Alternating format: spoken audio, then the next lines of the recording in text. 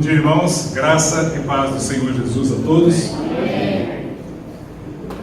Nós hoje vamos dar sequência a esta série que está sendo ministrada, Convicções em Tempos de Incerteza.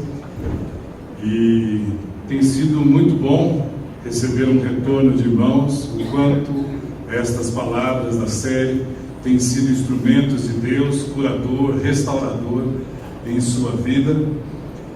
E eu fiquei muito alegre de receber até retorno de gente que não está aqui na comunidade e está assistindo essas ministrações através do YouTube, que o nosso irmão André se dispõe a nos abençoar. Veja o que é uma pessoa disposta nas mãos de Deus, né?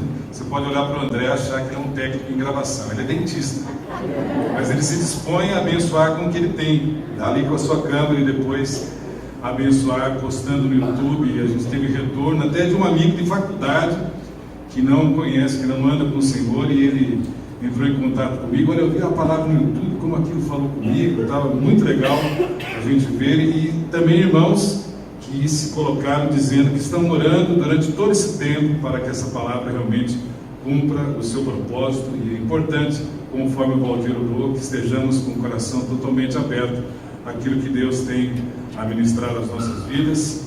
E para isso eu peço que a gente esteja bem focado. Vamos evitar todo tipo de movimentação desnecessária, porque ela acaba às vezes nos distraindo. Então vamos estar muito bem convictos. Eu vou pedir para aqui tirar essa microfonia, por gentileza. Bem, nós estudamos sobre ansiedade. O Marcelo ministrou uma palavra abençoadora. Quando Deus é pequeno e os homens são grandes, ao contrário, quando os homens são grandes e Deus é pequeno. Nós vimos a semana passada sobre o amar a si mesmo. A gente viu que o que realmente importa é o que Deus pensa de nós, que naquilo que Deus pensa, naquilo que Deus, na maneira como Deus nos vê, temos a nossa identidade de filhos. Alguns podem se colocar naquela maneira, né, no extremo. Então eu não estou nem aí com o que os outros vão falar, com o que os outros pensam, mas aí você também vira um tirano de si mesmo. O que importa é o que você pensa, e não é assim. O que importa é o que Deus pensa de nós, porque a nossa autoimagem tem que ser uma autoimagem bíblica, no conceito das Escrituras, para que a imagem de Cristo seja formada em nós. E hoje daremos sequência à última ministração da série sobre o tema depressão. E logicamente esse é um tema complexo, existem vários níveis de depressão. E aqui eu quero agradecer às nossas psicólogas, a Fernanda e a Rosana Cruz, que me abençoaram com um material que nos ajudou muito. E tem que ficar claro que pastor não é terapeuta. Os pastores aqui da comunidade têm uma visão muito clara a respeito disso. Pastor não é terapeuta. Nós entendemos que a Bíblia fala sobre isso, vamos ver o que a Bíblia diz sobre esse assunto, mas nós entendemos que há determinados temas, que há determinadas pessoas que nos procuram, em que a gente vai até um certo ponto e entende que muitas vezes é necessário que ele consulte um profissional, um psicólogo, um psiquiatra, e às vezes até no caso de um psiquiatra é necessário uma medicação específica. Então nós, justamente por já termos acompanhado casos de irmãos que ficaram numa situação de depressão, a gente é muito responsável quanto a isso, e a gente trabalha com muito cuidado esses assuntos. E a gente lembra da pessoa que tem depressão, e a gente lembra também daquela pessoa que acompanha o que está em processo depressivo. Vou pedir para desligar isso aqui, por favor, tá? Está atrapalhando um pouquinho aqui. Aqueles que estão acompanhando a pessoa que está com processo depressivo. É muito desgastante, ele é obrigado a abrir mão de muitas coisas para acompanhar. Ele tem o desejo de fazer alguma coisa mais concreta para que essa situação se resolva, e nem sempre isso acontece. Então nós devemos também orar com muito cuidado, ministrar e abençoar aquelas pessoas que acompanham aqueles que estão no processo depressivo. Algumas impressões sobre a depressão. A Organização Mundial de Saúde fala que até o ano 2020 será a doença mais incapacitante do mundo. No INSS diz que a causa principal de afastamento do trabalho é por causa de depressão. E cerca de 6% da população brasileira sofre dessa doença. Um número muito grande, 6%. E a definição da Organização Mundial de Saúde sobre depressão é que é um transtorno mental comum caracterizado por tristeza persistente e uma perda de interesse por atividades que as pessoas normalmente gostam, acompanhadas por uma incapacidade de realizar atividades diárias por 14 dias ou mais. Ou seja, quando a pessoa não consegue mais ter percepção ou administrar, gerar as suas emoções, e não conseguir não gerenciar mais as suas emoções, ela cria um mecanismo de defesa, e esse mecanismo de defesa pode se chamar depressão. Quando ela se recolhe, ela foge da realidade e ela se isola nesse mecanismo. E quem tem depressão sabe que é uma doença silenciosa. Nem sempre a pessoa percebe. Não é fácil de diagnosticar alguém que está com depressão. E nem sempre as pessoas que estão próximas percebem os primeiros sinais. E muitas vezes, quando percebem, já está num grau avançado, e isso requer um tempo maior. E só um profissional pode detectar se realmente a pessoa está depressiva ou não. Por quê? Porque a chamada pseudo-depressão, a falsa depressão, quando numa sociedade em que a gente vive, em que a pessoa está debaixo de muitas pressões, no mercado competitivo, e isso muitas vezes faz com que ela se sinta pressionada, mas não significa que ela esteja em depressão. Ela pode estar passando por situações de medo, ela pode estar passando por situações de angústia, de tristeza profunda, mas não necessariamente aquilo significa uma depressão.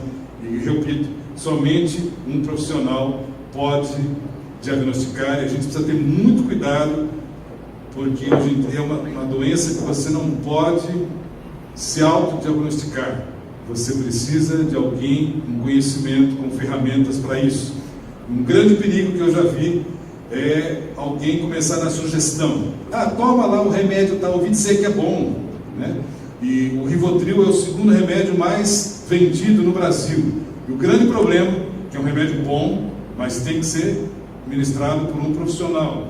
E o grande problema é que está perdendo-se o controle sobre isso. O camarada está meio cansado, toma Rivotril. Você está meio chateado, toma Rivotril. São remédios fortes, não é aspirina.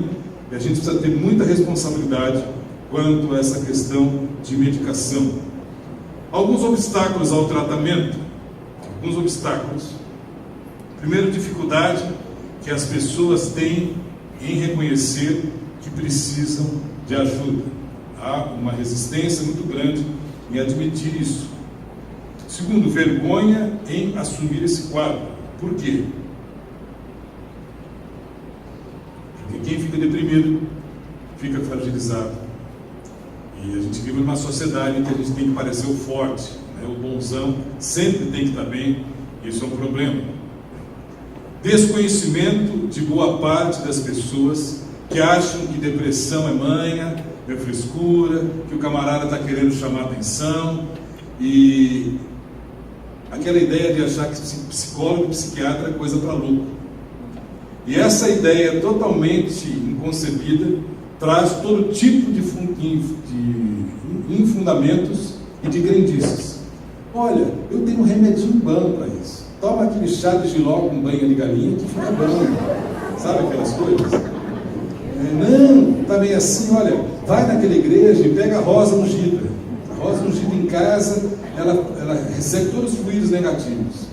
E algumas coisas, isso eu já vi, gente falando sobre isso, aquele estigma da Bíblia aberta, né? Deixa a Bíblia aberta em algum salmo, de preferência, Salmo 90, a Bíblia aberta em casa, no escritório, e alguns já me falaram que você põe a Bíblia debaixo do travesseiro, né? Como se isso trouxesse algum tipo de benefício. São crendices e até crendices evangélicas. E a ignorância do meio evangélico, de boa parte do meio evangélico, também piora, que entra no achismo, né? Eu acho que é pecado, eu acho que é falta de fé, eu acho que é falta de oração, não vai ler a Bíblia que melhora, ele está colhendo o que plantou de errado, Meus irmãos, se você não sabe o que dizer, não fale nada. Mas falar esse tipo de coisa só traz um fardo para a pessoa que já está sofrendo e passando por isso. Reage, cara! Reage! Vamos lá. Como se o depressivo não quisesse reagir.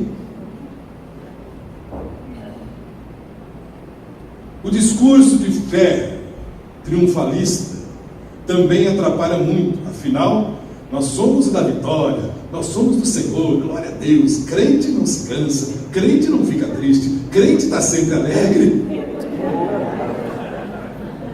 E aí o camarada coloca máscara, né? Coloca máscara. E o inimigo, logicamente, ele sempre vem para roubar, matar, destruir. Entenda bem, não é o inimigo que está colocando a depressão. O que eu estou querendo dizer é que, dependendo da situação, o inimigo, logicamente, procura usar da fragilidade da pessoa para oprimir. Por isso ele precisa do cuidado da igreja, por isso ele precisa de pessoas que amem, que caminhem, que ele seja ministrado com muita paciência durante todo esse tempo.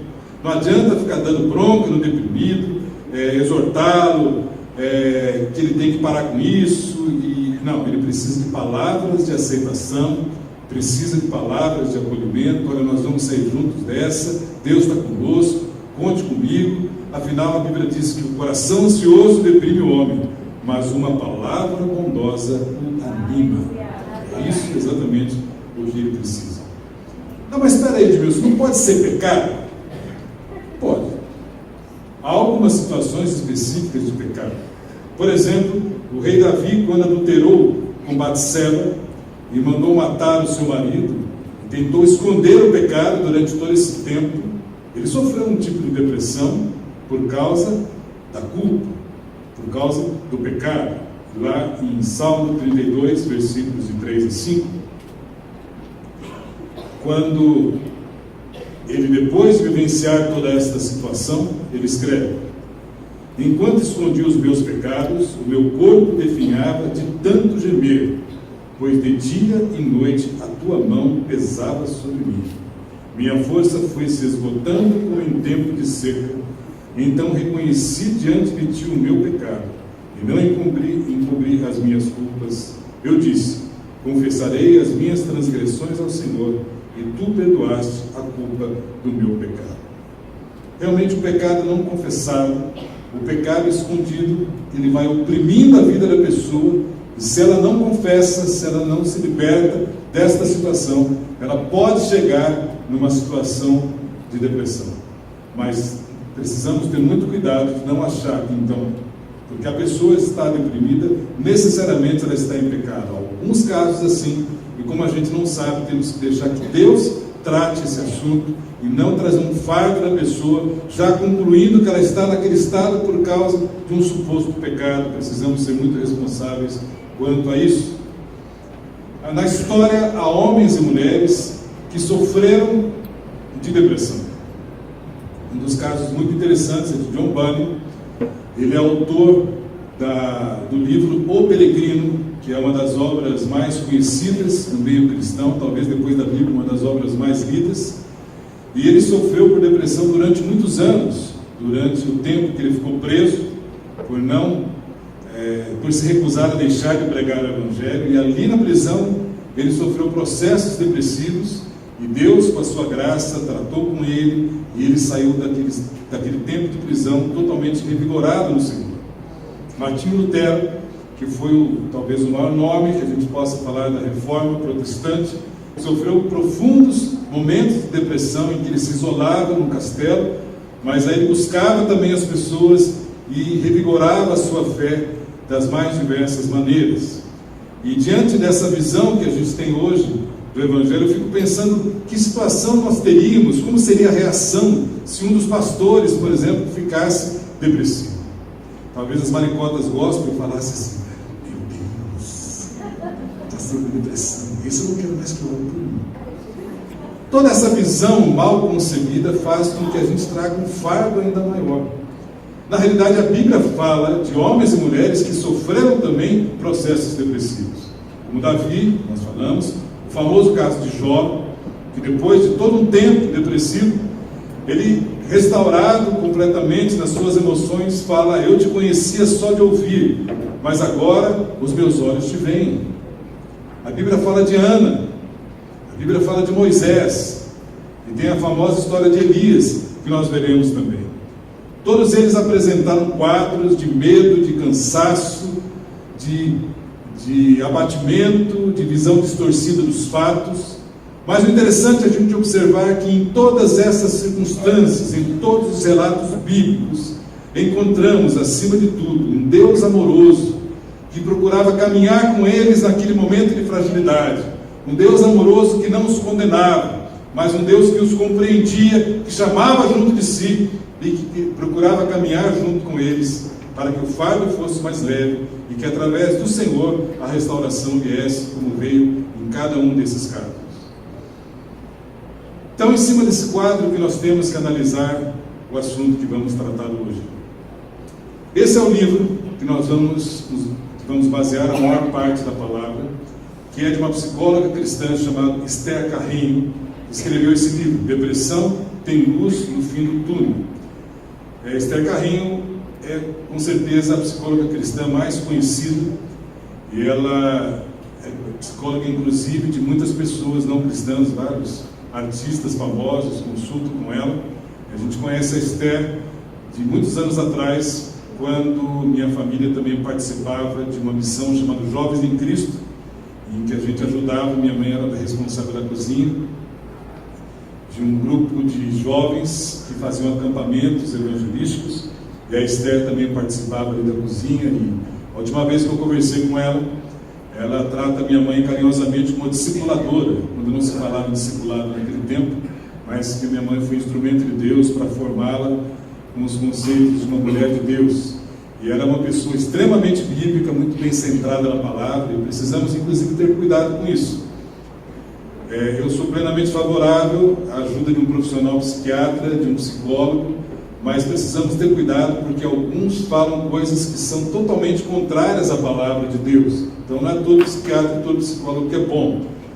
E há alguns cristãos também que às vezes viajam fora da Bíblia, e precisamos ter cuidado, e a gente costuma encaminhar e orientar alguns casos. Já encaminhei casos de pessoas aqui, para gente séria que a gente conhece, e esse livro da Esther realmente eu quero recomendar, porque é um livro muito bom. Ela fala que há vários motivos para a depressão. Vários motivos para a depressão.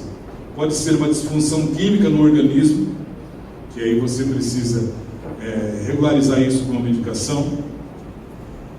Enfermidade, perda financeira radical, traumas, ressentimentos, situações de fracasso, obtenção de êxitos, decepções consigo mesmo. E os principais são o esgotamento, gente que experimenta o inútil esforço de alcançar a perfeição, de buscar a perfeição e não consegue, e ele é preso à tirania dos deveres, isso traz um esgotamento. As culpas indevidas imputadas por outros, porque há culpas que são devidas, no meu caso de Davi, mas casos de pessoas que têm uma culpa indevida imputada por outros. O luto, e aqui quando fala de luto, não é somente o luto da perda de alguém querido, também, mas quando a psicologia fala de luto, ela está querendo falar sobre perdas, sejam quais forem. É o lamento por aquilo que nós queríamos ser e não conseguimos ser, por aquilo que nós queremos ter feito e não conseguimos fazer. É o entristecer por coisas que se desejam ter e não se tem mais. E por que isso? Porque é normal nós termos tristeza por determinadas coisas que gostaríamos de ter e não temos mais. Por determinadas coisas que gostaríamos de estar vivendo e não estamos vivendo, pelas mais diversas circunstâncias. Por quê? Porque a vida é cheia de despedidas. Isso faz parte da vida, fases da vida. E se não entendemos isso de uma maneira saudável, corremos o risco de que essas coisas nos abatam e aflijam o nosso presente. Por exemplo, despedida despedidas da vida da juventude. Todos nós temos um período de juventude. E há uma despedida. E quem não sabe se despedir do tempo de juventude, fica aqueles velhos vestindo roupinha de novinho. Sabe aquele cara assim, que fica com aquela camiseta assim, aquela calça, toda apertadinho, parece aqueles queijos de provolone grande assim, apertadinho assim. Passou a fase do cara, mas ele não consegue se despedir. Despedida, por exemplo, de filhos que se casam, que ficam adultos e saem de casa por trabalho, por estudo, por alguma coisa. Isso é perfeitamente normal. Você ter que saber se despedir disso. E não é fácil se despedir. Há um processo. E nesse processo muitas vezes, você fica triste. Então você está triste porque ele casou? Muito pelo contrário, você está muito feliz. Você está alegre, mas você sente a falta da pessoa no seu dia a dia, por gente que faleceu, que perdeu um ente querido. Cristão não pode chorar? Não pode nada. Lógico que pode. Faz parte do luto. E na nossa sociedade ocidental nós somos imediatistas. Você vê os casos bíblicos de luto. O luto no Oriente antigamente demorava uma semana. Fica uma semana chorando. A gente quer logo enterrar e vamos para frente, bola para frente. Só que lá eles faziam um luto de uma vez, à vista. Como a gente não sabe vivenciar o luto, quer enterrar logo, quer acabar tudo, a gente fica vivendo o luto em prestações. Porque é uma sociedade imediatista. Tudo é para ontem.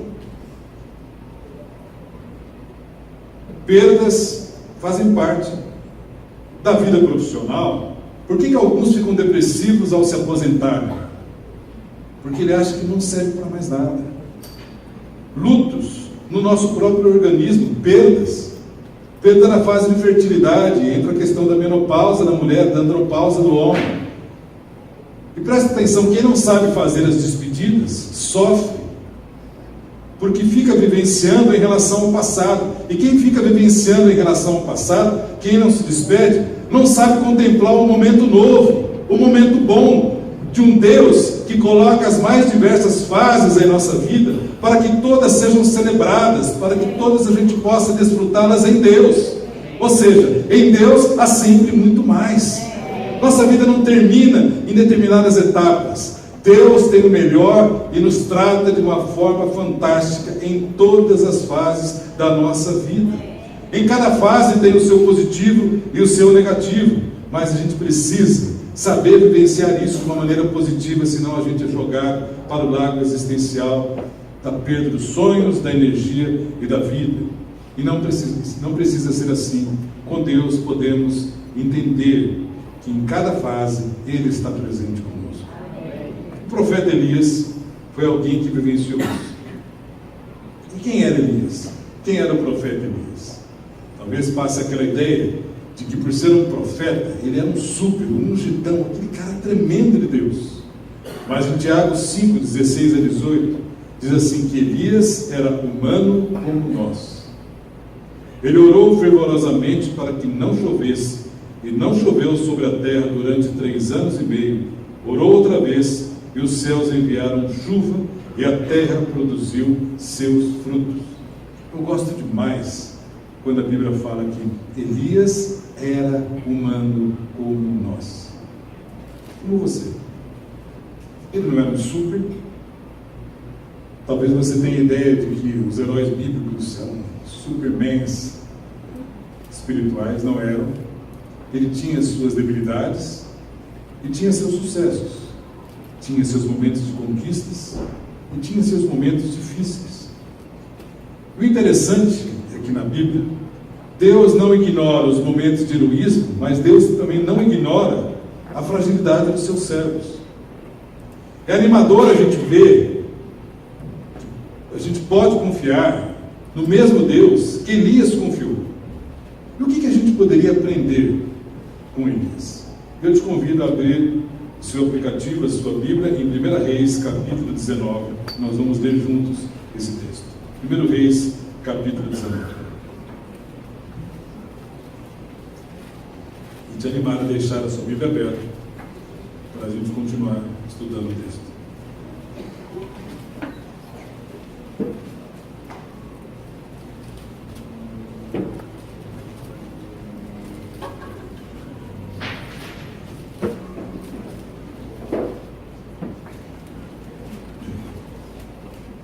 1 Reis, capítulo 19. Vamos ficar em pé.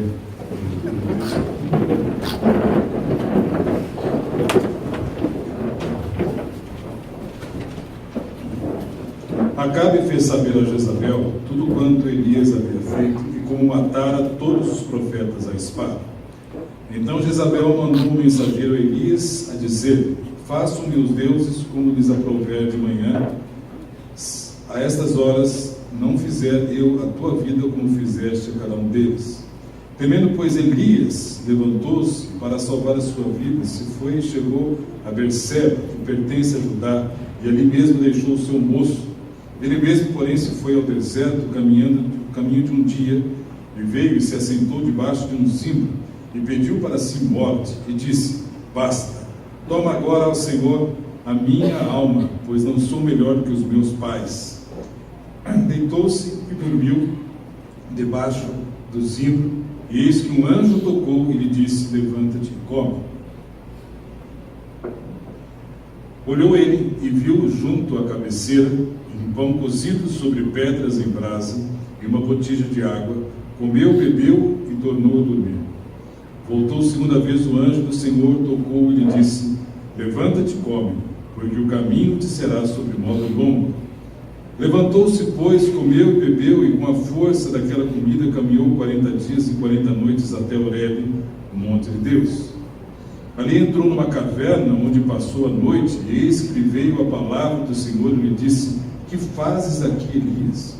Ele respondeu: tenho sido zeloso pelo Senhor, Deus dos exércitos, porque os filhos de Israel deixaram a tua aliança, derribaram os teus altares e mataram os teus profetas à espada. E eu fiquei só e procuram tirar minha vida. Disse-lhe Deus: sai e põe-te neste monte perante o Senhor.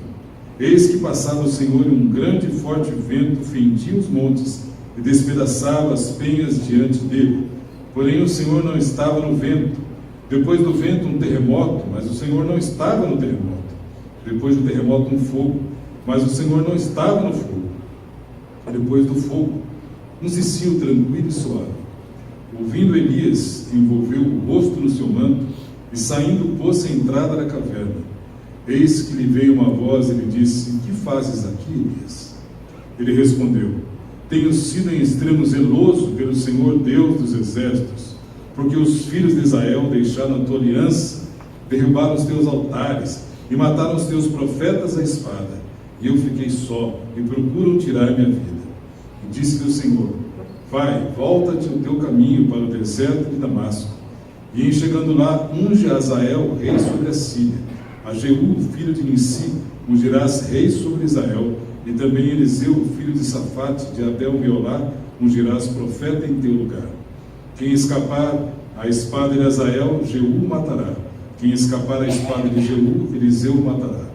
E também conservei em Israel 7.000, todos os joelhos que não se dobraram a Baal, e toda a boca que não o beijou.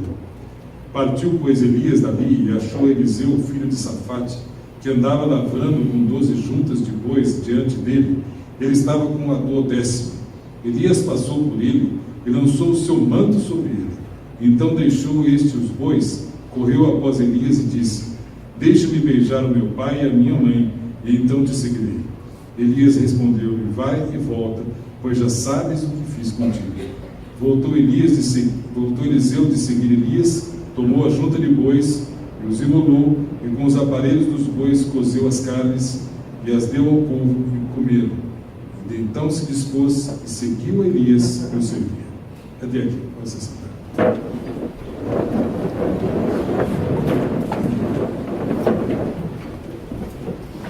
A situação de Israel era a seguinte: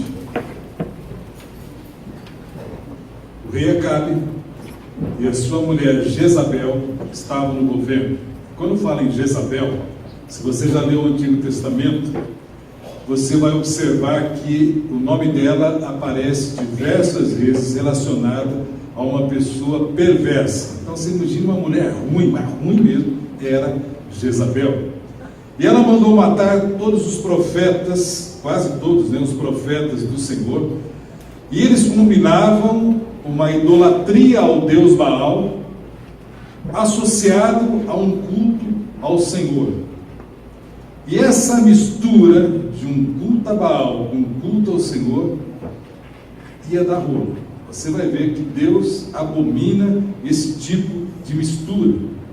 E o profeta Elias, mediante direção de Deus, chega e lança um desafio. Nós vamos fazer o seguinte: vamos fazer 2 altares.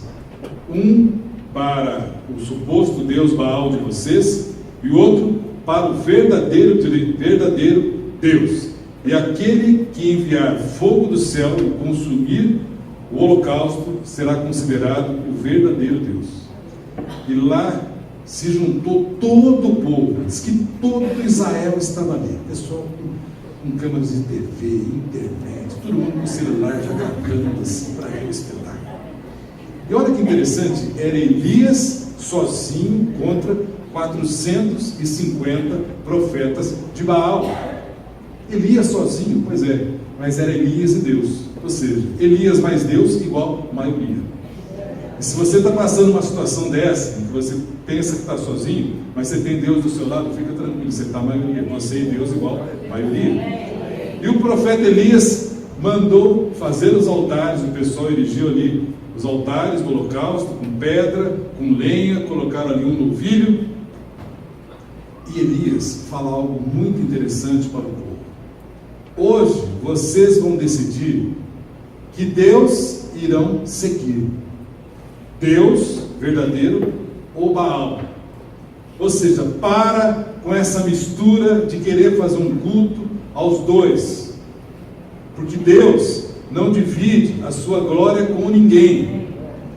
E a palavra de Deus para nós hoje, devemos decidir que Deus nós vamos seguir. Ou seguimos a Deus, ou seguimos o mundo, ou seguimos a Deus, ou seguimos a Mamon, o consumismo. Ou seja, o que a Bíblia está querendo dizer, que esse negócio da gente ter um tipo de atitude aqui na igreja, e outro tipo de atitude, outro tipo de vida no mundo, com os colegas, na faculdade, no trabalho, Deus não aceita isso. Eu tenho um comportamento errado para ter outro tipo de comportamento? Não, Deus não aceita isso. Ou seja, Deus quer dizer o seguinte: você tem que decidir de que lado você está, que Deus você vai seguir. Chamaram o crente de mundo, né? Um pé na igreja, um pé no mundo. Não existe. Ou é, ou não é. É exatamente isso que a Bíblia está querendo dizer. E ali se reuniram os profetas de Baal, e aí acontece algo muito interessante. Os profetas de Baal começaram a clamar pelo seu Deus. E nada, e nada. E chamando: Baal, manda fogo, Baal, manda fogo. Chegou a um ponto em que eles entraram em transe, que eles pegaram facas e começaram a retalhar os seus corpos. Que espetáculo sangrento.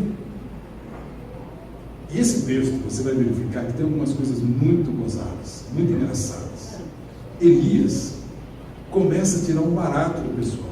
Você já vivenciou alguma situação em que você está pagando o maior mico, o negócio está difícil, e ainda alguém fica tirando o barato da sua cara? Foi exatamente isso que Elias fez.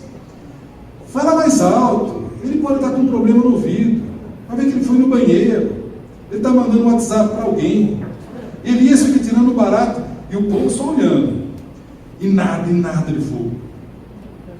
Depois Elias chegou: agora é com a gente, é com o nosso Deus. Só que esse negócio está meio fácil demais. Faz o seguinte: joga água. Como assim joga água? Mais água, mais água. A Bíblia diz que o altar ficou totalmente encharcado. Elias ora ao grande Deus. Ora, na hora que Elias ora.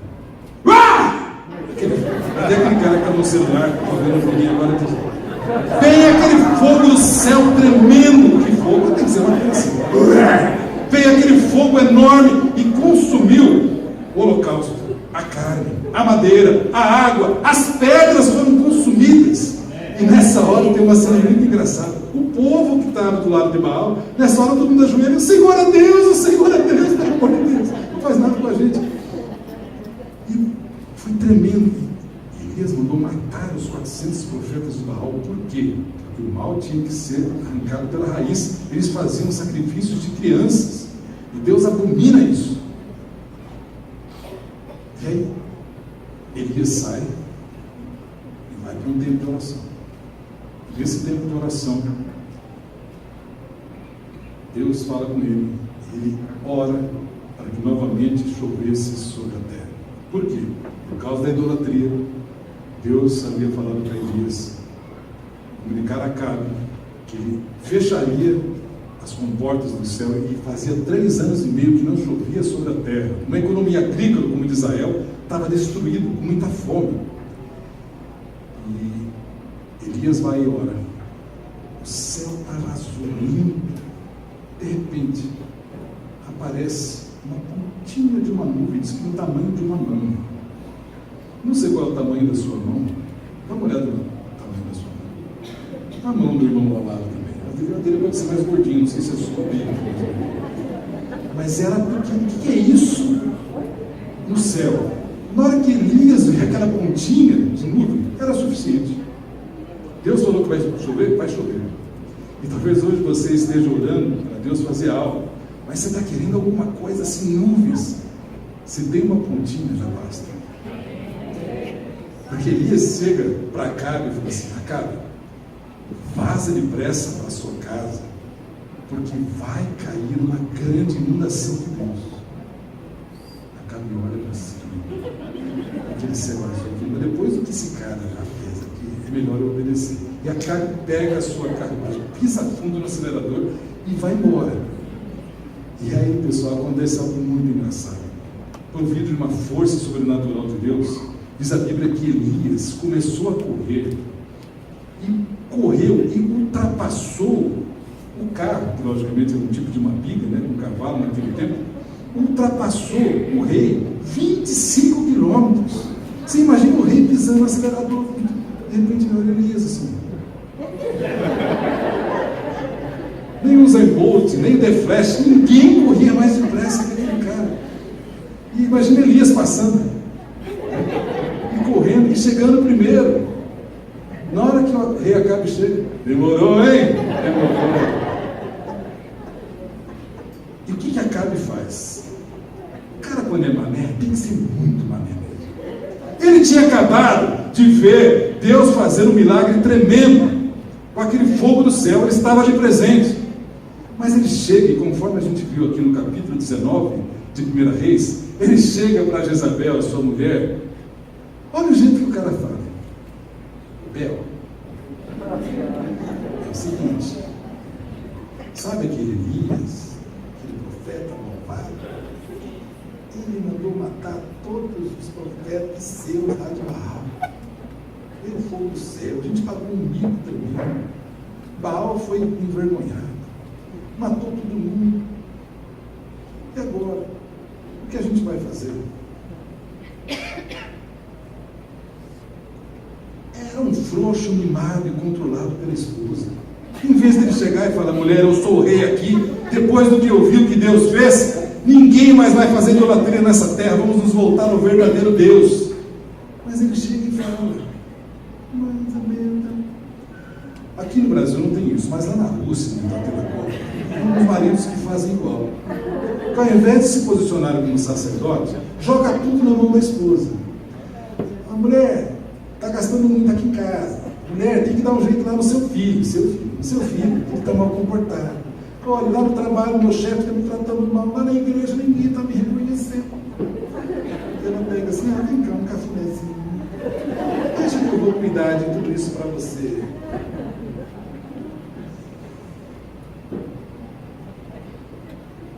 Mas Elias, o que Elias fez?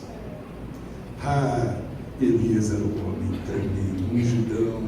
Na hora que ele ficou sabendo que Jezabel falou que iria matá-lo, sabe o que ele fez? Ele deu tremendas gargalhadas, nem deu bola. Essa mulher não sabe com quem ela está lidando. Só que não.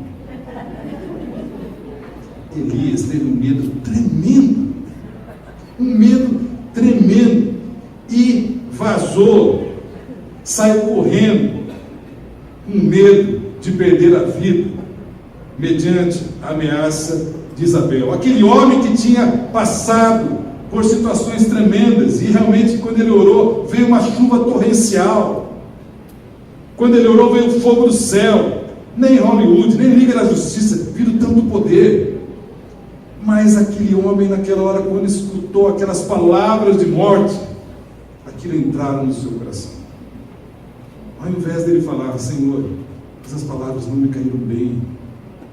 Não, ele sozinho toma uma atitude de fugir. Como assim, Deus? Isso não tem lógica, não dá para entender. Exatamente. Elias entra num processo depressivo. E nem sempre os processos depressivos dá para a gente entender. Porque não tem lógica. A pessoa não sabe de onde vem, de onde veio, por quê. E agora, aquele grande profeta de Deus vai desenvolver o que a psicologia chama de depressão severa. Quando há uma distorção dos fatos, quando a pessoa não consegue mais sobreviver sem uma ajuda externa, que foi o caso de Elias. Elias teve o chamado depressão pós-sucesso, porque o organismo, quando a gente tem algo grande para fazer, ele libera uma dose excessiva de adrenalina que nos ajuda ao cumprimento daquela tarefa. Mas, ao terminar, o organismo cessa de produzir aquela adrenalina extra. E isso traz uma sensação de cansaço, de fadiga. Você já passou por algo grande que você fez, na hora que termina? E isso até emocionalmente pode abater. E foi o que aconteceu no caso de Elias. E Elias deixou de fixar os olhos em Deus e fixou os olhos nas circunstâncias. E meus irmãos, quando isso acontece, isso traz abatimento, isso traz perturbação. Mas eu queria ver com você, dentro do que a gente acabou de ler, alguns sintomas da depressão de Elias. Primeiro, ele sentiu medo. Humanamente falando, ele achou que não tinha escapatória. Quem iria escapar da rainha? E diante dessa sensação de impotência, foge para salvar a sua própria vida. Junto com isso tem o isolamento. O texto diz que ele deixou o seu servo, que era o seu companheiro, alguém que poderia encorajá-lo, e entrou caminhando um dia no deserto. Sabe o que é caminhar um dia inteiro no deserto? Ele foi bem longe, onde ninguém poderia encontrá-lo, onde ele achava que poderia se proteger das ameaças de Jezabel. E assim nós fazemos muitas vezes em momentos de crise, em momentos de dificuldade. Ao invés de buscarmos Deus em oração, ao invés de buscarmos ajuda em irmãos, nós nos isolamos. Isso é tremendamente ruim. Uma coisa é a solitude, quando você fica sozinho por um tempo de comunhão e aprofundamento com Deus. Outra coisa é quando você busca a solidão, e quem fica sozinho fica em péssima companhia. E aí entra a confusão, que é uma contradição entre os comportamentos e os sentimentos, entre uma incoerência. Olha que interessante. Elias foge para salvar a sua vida, mas pede para Deus para morrer. Ele quer salvar a sua vida e pede para morrer? Há uma incoerência. E tantas vezes o depressivo entra em situações de incoerência, fala coisas que não tem nexo. E a gente fica sem entender, uma hora ele fala uma coisa, na outra hora ele fala outra. Por quê? Porque sua mente está confusa. Ele não consegue mais gerenciar a maneira como ele trabalha as suas emoções. Ele pode estar sendo recebido com muito amor e não se sentir amado. Ele tem também o desejo de morrer. E aqui tem que ficar claro que o desejo de morrer não significa necessariamente o desejo de se matar. Ele pede para que Deus tire a sua vida. Ele não está querendo cometer um suicídio. Ele pede que Deus tire a sua vida. E só o fato dele sentir desejo de morrer já é uma culpa insustentável para ele. Eu já vi pessoas depressivas falarem assim: que bom seria se eu fosse atingido por uma bala perdida, um avião caísse aqui em cima da minha cabeça. Mas por outro lado ele está tomando medicação para melhorar. Essas contradições são típicas e a gente precisa ter muito cuidado. Certa vez a Angélica e eu conversamos com um casal que nos procurou, que era de uma outra comunidade, em uma situação muito específica. A mulher recebeu uma notícia de uma enfermidade que era grave, mas não era nada assim para a morte, mas colocou na cabeça que ia morrer. E chegou para o marido e falou assim: olha, eu quero que logo após a minha morte, você se case com aquela irmã tal, da igreja tal, porque ela vai ser uma boa esposa para você, vai ser uma boa mãe para os nossos filhos. Cara, o que é isso? Para com isso. Não, olha, tá certo, eu quero que se case. Ainda bem que ele não gostou da ideia, né? Ainda bem que ele falou que não, nada disso, nosso casamento em Deus, tal, e depois, mas era um sintoma de uma depressão, coisa que foi curada e foi tratada, graças a Deus. Autodepreciação. Ele começa a falar: não sou melhor que meus antepassados. Ele não conseguia ver nada bom nele e nem nas outras pessoas. O depressivo muitas vezes tem essa dificuldade. Como ele não consegue ter uma visão positiva de si mesmo, ele acha que muitas vezes as pessoas não têm nada de bom. Tem alteração de sono. Alguns ficam sem dormir. O profeta Davi, por exemplo, quando vivenciava um processo depressivo, ele falava: minhas lágrimas têm sido o meu alimento de dia e de noite, no Salmo 42. Ele não conseguia dormir. No caso de Elias, ao contrário, Elias só queria dormir. E aqui eu faço um parênteses, tranquilizando os pais que estão agora com os adolescentes e filhos em férias, que adolescente em férias hiberna, né? E dorme assim 24 horas por dia. Fica tranquilo, porque não é depressivo. Isso é normal, né? Eles colocam o pijama como segunda pele, tomam banho de pijama, dormem de pijama, vem na igreja, né? Põe uma roupa por cima do pijama, mas fica tranquilo, né? Elias só acorda quando o anjo chega com alimento e o desperta tocando. Sabe o que ele fazia? Ele acordava, comia e dormia de novo. Ele estava tão absorto na sua necessidade, nos seus sentimentos, que um anjo o tocava, falava com ele. Um anjo garçom, mandado por Deus para levar comida. O cara falava com um anjo. O que você faria se aparecesse um anjo para você? E Elias, o anjo tocava. Elias, acorda. Elias, está aqui um alimento. Deus mandou. Beleza. E voltava a dormir. E entra também a inapetência. Ele altera os seus hábitos alimentares. Alguns comem compulsivamente, outros não querem comer. E aqui um cuidado para aquelas famílias, para os cuidadores, porque esse lance de achar que eu não vou mais fazer nada para ele, ele vai ter que se virar, ele vai reagir. Isso não funciona. O camarada, se deixa de comer, ele deixa de comer. E Elias só queria dormir e não pensava em providenciar o alimento. Deus mandou um anjo delivery, que levou ali um pão quentinho para ele. E a autocomiseração é o sentimento que o deprimido se entrega. Ele não está fazendo um jogo, ele não está querendo atenção, é justamente como ele se viu. Olha como ele fala nos versículos 10 e no versículo 14. Ele fala a mesma coisa quando Deus começa a falar e perguntar para ele o que estava acontecendo.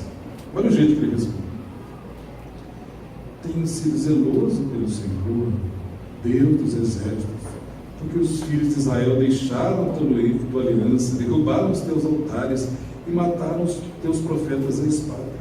Mas eu fiquei só e procuram tirar a minha vida. Ele se vê como injustiçado, consequentemente, pobre coitado. Ele se vê de uma forma negativa. Ele acha que, na sua autocomiseração, que os outros estavam negligenciando, que ele estava sozinho. Joga a sua culpa no fracasso dos outros, que é uma tendência do depressivo, terceirizar a responsabilidade. E é fantástico, irmãos, é maravilhoso ver como Deus trata com Elias diante desse quadro. Como um pai amoroso, como Deus cuidou de Elias quando deprimido.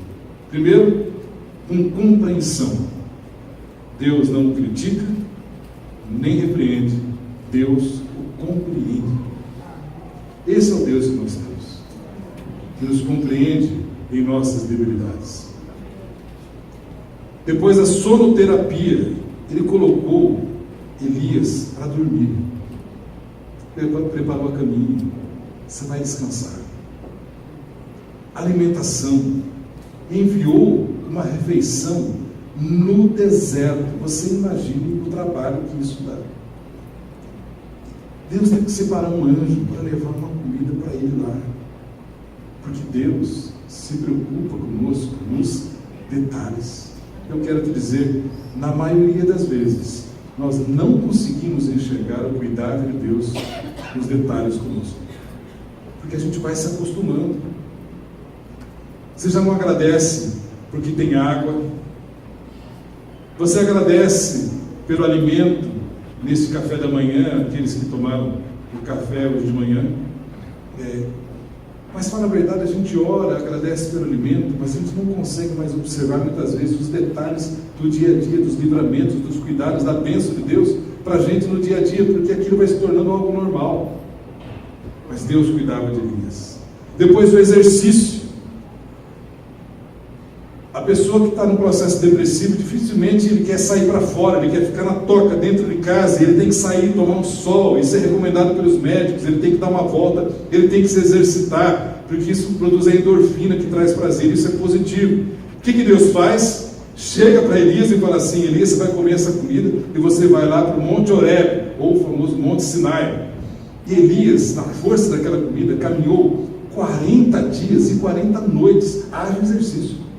300 quilômetros. Elias caminhou, porque Deus começou a dar direção. E Deus o mandou para onde? Para o Monte Horebe, ou Monte Sinai. E aqui tem a restauração do chamado. Isso é extremamente significativo para Israel, porque no Monte Horebe foi o local onde Deus chamou Moisés, junto ali a sarça ardente, para falar: eu vou libertar o meu povo. Junto ao Monte Horebe, o Monte Sinai, que Moisés recebeu diretamente de Deus, as tábuas de pedra com os 10 mandamentos. Ou seja, Deus começa a restaurar o chamado, voltar à origem da nossa salvação, meus irmãos, nos momentos difíceis. Isso é tremendamente importante, voltar à origem da nossa salvação, lembrar dos grandes feitos de Deus para nós. Você sabe que para mim, há uns tempos atrás, num momento muito difícil, de um cansaço ministerial, um cansaço com uma série de coisas, de pessoas, como foi saudável para mim conseguir ouvir a mensagem que eu tenho gravado até hoje no CD que o Marcos Galego gravou para mim,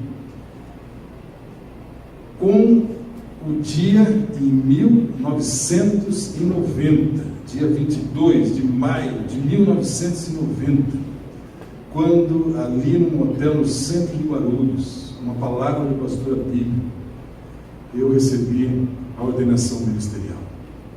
Como foi importante para mim reacender aquelas palavras. Ele já falava de Deus: você vai ter injustiça, você vai ser incompreendido, você vai ter dificuldade, mas Deus escolheu e Deus está com você. Amém. Meus irmãos, essa certeza, essa convicção de que Deus está conosco nos leva à frente, independente de dificuldades, de barreiras, de qualquer tipo de percepção negativa. Se Deus está conosco, somos maioria. Amém. E entra a interação. Deus conversa com ele. Pessoal, nós estamos falando do Deus que cuida das galáxias, do Deus que cuida de todas as coisas. Para tudo, para conversar com Elias. O que Elias está recebendo de Deus? Deus falando: Elias, eu te valorizo. Assim é Deus conosco. Ele nos valoriza. Não nos vê como um número a mais, Ele nos vê individualmente de uma forma especial. E entra o desabafo. Deus mandou ele sair da caverna. Sai da caverna, porque dentro da caverna não é o seu chamado. O seu chamado é para fora da caverna. Se você hoje está numa caverna existencial, ali não é o seu lugar. Deus te chama para fora. Ele vai para fora. Deus começa a conversar com ele. Deus começa a permitir que ele abra o seu coração. Ele fala: que fazes aqui, Elias? Elias, o que está acontecendo? E Elias tem a oportunidade de desabafar, de abrir o seu coração, e a gente tem que parar com essa ideia de achar que a gente tem que estar sempre com uma auréola na cabeça diante de Deus. Com Ele nós podemos nos chegar confiadamente, diz em Hebreus, para recebermos no trono de graça socorro em ocasião oportuna. É dessa maneira que Deus trata conosco. Podemos ser autênticos diante dele. E aí vem a orientação clara e objetiva. Deus começa a dar orientações, porque ele não tinha condições de saber discernir o que fazer, onde ir. Deus fala: sai da caverna, você vai sair daqui, vai lá para Horebe, depois você vai sair daqui e vai lá para a Síria. Onde Deus começa a dar orientações claras. Hoje, nós não precisamos que Deus fale diretamente conosco, porque hoje nós temos a Bíblia, a palavra de Deus, orientações claras e precisas para cada um de nós. E entra a revelação. Deus se revela a Elias de uma maneira tremenda. Ele fala: Elias, você fica aqui agora. E na hora começou um vento enorme. Diz que as rochas se despedaçaram pela força do vento, e Deus não estava no vento. E aí começou um grande terremoto a abalar a terra, e Deus não estava no terremoto. De repente vem uma brisa assim, tranquila e suave, e Deus fala com Elias através da brisa. O que é uma brisa?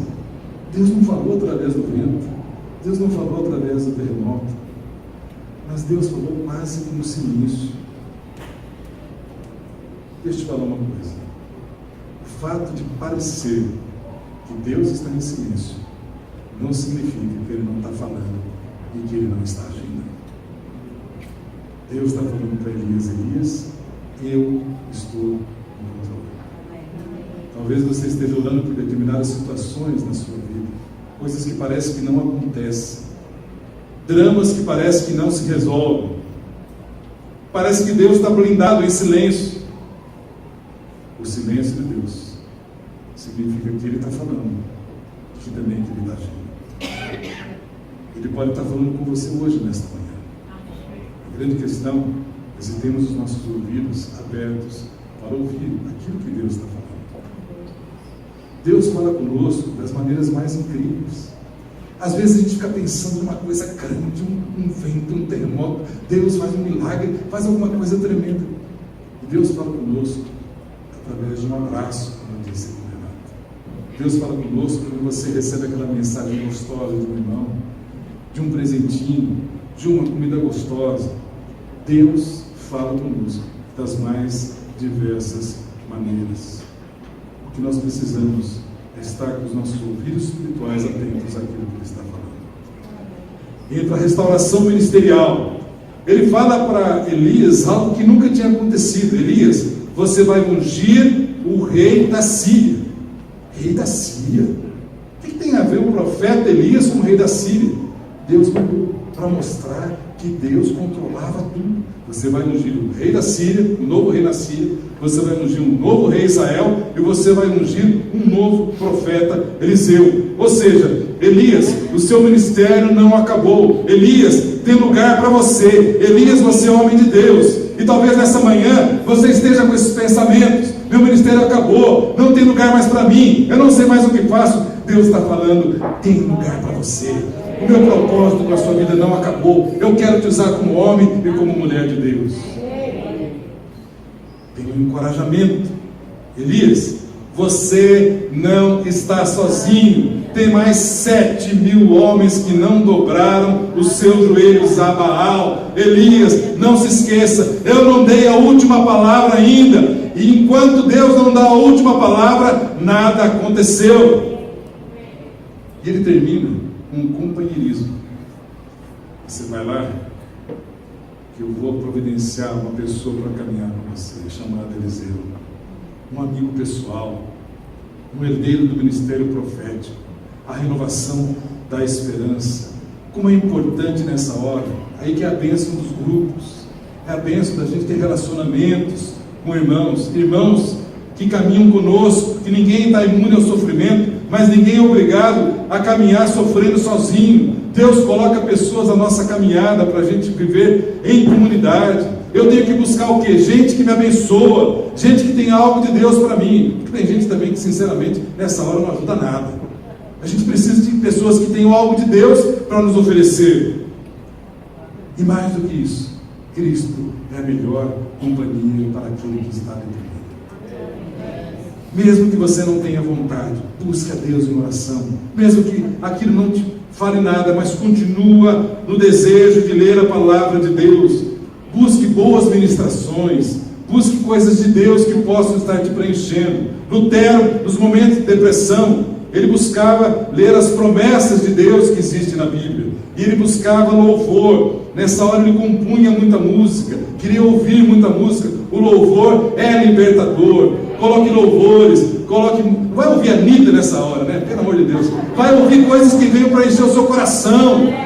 Coisas de Deus que possam estar te edificando. E nessa hora, é a bênção de a gente pertencer ao corpo de Cristo. A gente pode ter o psiquiatra, o psicólogo, a medicação, tudo isso é instrumento de Deus, porque quem traz a cura é Deus. E a gente tem nessa hora a bênção de poder encontrar pessoas que não vão nos julgar, mas que vão se colocar como companheiros de julgo. Por isso tem algo extremamente importante que se chama membresia, que é o assunto dos grupos.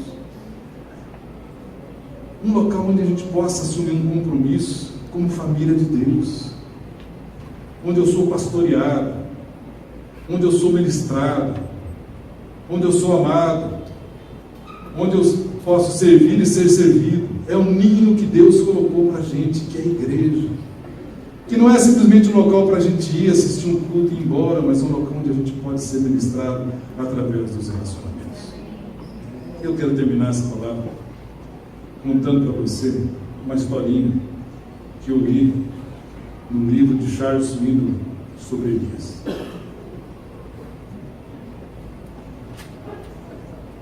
Certa vez, um pai ficou enfermo e teve que ser internado no hospital.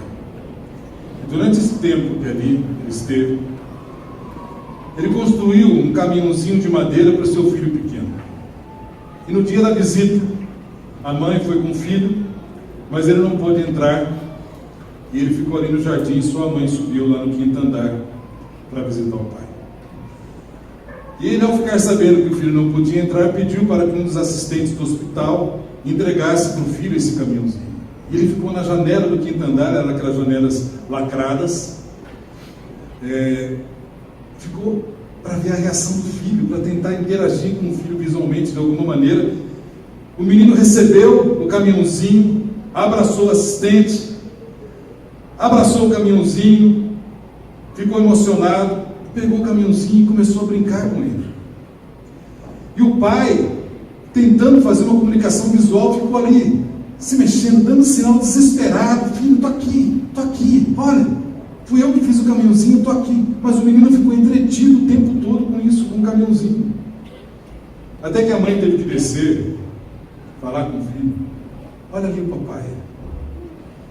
E aí ele viu o pai acenando. E ele falou: papai, estou com saudade de você, estou sentindo a sua falta. Quando nós vivenciamos situações como essa que a gente falou nesses domingos, quando vivenciamos situações de ansiedade, quando para nós os homens parecem ser grandes e Deus pequeno, quando a gente desenvolve uma autoimagem negativa, tem alguém chamando em Deus, com certeza. Quando alguém desenvolve uma autoimagem negativa, nessas horas, devemos ter muito claro, quando somos jogados na cova da depressão, devemos ter sempre muito claro que Deus está conosco ali também. Não há abismo tão profundo que Deus não possa estar ali também. Deus quer caminhar conosco nessas situações, nos ensinar a confiar nele, quer nos ensinar a dependermos dele. Só que tem uma questão. Se a gente não prestar atenção, a gente fica olhando somente para o caminhozinho, só para os presentes que Deus nos dá. E aí você acha e fica contente por causa do psiquiatra, por causa do psicólogo, por causa do medicamento, por causa daquele irmão A, por causa da bênção que você recebeu do irmão B. Tudo isso pode ser instrumento nas mãos de Deus.